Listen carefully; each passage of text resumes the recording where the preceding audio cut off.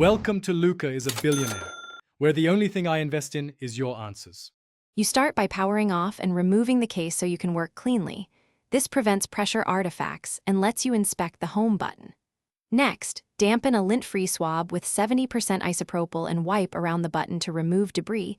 This often restores movement. Once done, perform a soft reset by holding the side and volume buttons until the power slider appears, then power back on.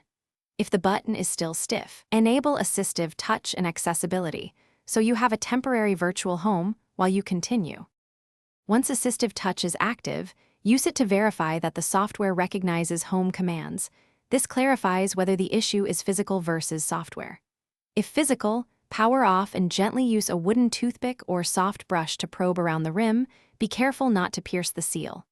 Make small clockwise motions while applying light pressure. The goal is to free grit, not force parts.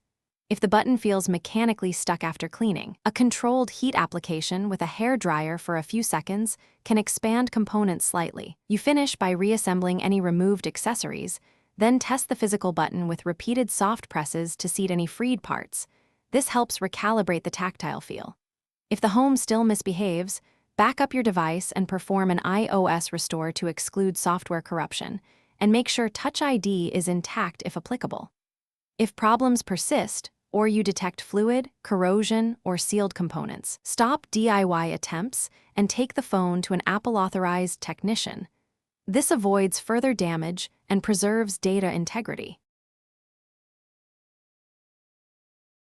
Thanks for watching and please subscribe. It's the best investment you'll ever make.